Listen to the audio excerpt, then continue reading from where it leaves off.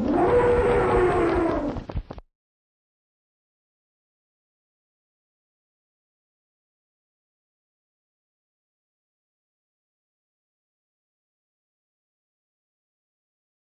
what way? Well, you became much more lockstep, I think, with your party, with George Bush's policies. I don't see the old John McCain who used to really buck the system as much, because I understand why. You want to get elected. But, you know...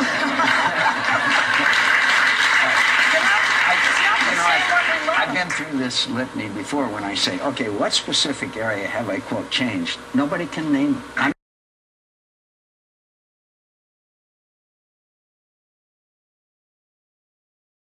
We should build no walls in a futile attempt to keep the world at bay. We should build no walls to other nations, no walls to the free exchange of ideas, no walls to trade. Walls are for cowards, not for us, not for Americans. Because there are people in your state and others that are saying we should build a wall on the borders of America. We need to build a wall. Without objection, the senator from Arizona.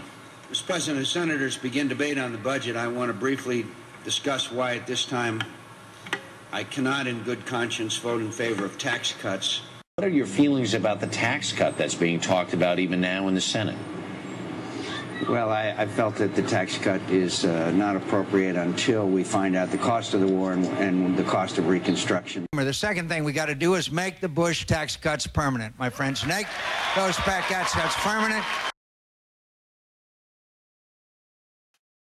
If we repeal Roe v. Wade tomorrow, thousands of young American women would be performing illegal and dangerous operations. I have kept a consistent position on right to life, and I haven't changed my position on even-numbered years or have changed because of the different offices that I may be running for.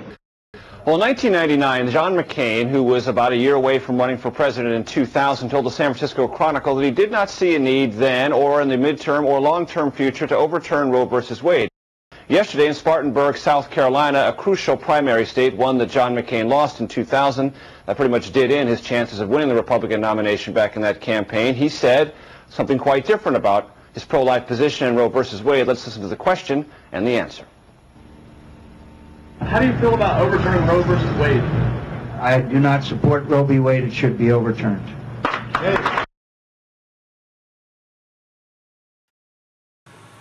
The United States is currently engaged in a global war against terrorism and will in all likelihood soon commence a necessary war to disarm Iraq by destroying the regime of Saddam Hussein. The costs of these enterprises are not known with any degree of certainty at this time, nor are the costs we will incur after what I believe, what I fervently hope, will be a brief, successful war in Iraq. I believe the war in Iraq can be concluded successfully in a relatively brief time. It grieves me so much that we have not told the American people how tough and difficult this task would be, and it has contributed enormously to the frustration that Americans feel today because they were led to believe that this would be some kind of a day at the beach, which many of us fully understood from the beginning would be a very, very difficult undertaking. And I'm sure you may remember that when things were going, right after the initial invasion, I said that the Rumsfeld strategy would fail and we had to adopt a new strategy, and that's the one now. Unfortunately, the nature of American politics is what have you done for me lately? But the fact is the president has shown great leadership. His team has been, I think, superb. Obviously, a lot of it has to do with the confidence that the president has in him. I still think it would be premature to call for the secretary's removal. Do you think? I respect and admire Secretary Rumsfeld. I fought for the right strategy and more troops in Iraq when it wasn't the popular thing to do. Do you believe we have enough American troops on the ground right now? I think we have in numbers probably enough. And I unequivocally put my career and my political fortunes on the line and unequivocally said we're going to support this surge. To train Iraqi soldiers so that by the end of 2006, a majority of Iraq will be controlled by Iraqi soldiers and not U.S. soldiers. This comes at a time, I believe, when you're still calling for more U.S. troops on the ground. Those two ideas seem to be at odds. I thought we needed more troops. Look, I'm not calling for something that's not possible, and the exit strategy is very simple. The exit strategy is that the Iraqi military and police can take over responsibilities for the law enforcement and fighting the insurgents. As they become more and more capable of doing so, then the United States can reduce its responsibilities. Eventually, I hope, move to enclaves and then gradually withdraw. And there's some who will say, well, we can stabilize the situation and withdraw gradually. I don't accept that.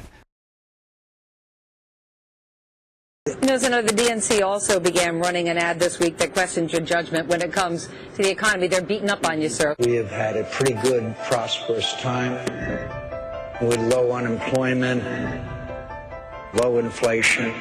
I think we are better off overall. The fundamentals of our economy are strong. In 1999, you were one of the senators who helped pass deregulation of Wall Street. Do you regret that now? No, I think the deregulation was probably helpful to the growth of our economy. McCain's been an advocate of deregulation most of his career, but Thursday he endorsed the biggest bailout in history. And everyone's now for re-regulation. We deregulated beginning in 99 and 2000, the banking industry. Now we're going to have to clean that up at great expense.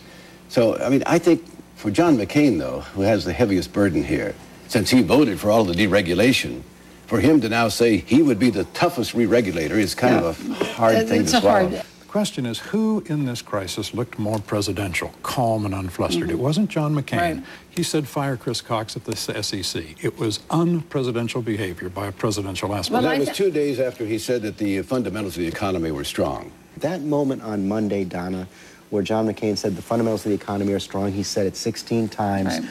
And Jim, I've been not feeling too great about a lot of things lately, so have a lot of Americans who are facing challenges. I have no doubt about the magnitude of this crisis. And we're not talking about failure of institutions on Wall Street. We're talking about failures on Main Street and people who will lose their jobs and their credits and their homes if we don't fix the greatest fiscal crisis probably, certainly in our time. And I've been around a little while. A lot of us saw this train wreck coming. 10 days ago, John said that the fundamentals of the economy are sound. I do not think that they are. Say it directly to him. Well, John, 10 days ago, you said that the fundamentals of the economy are sound. And that's not change we can believe in.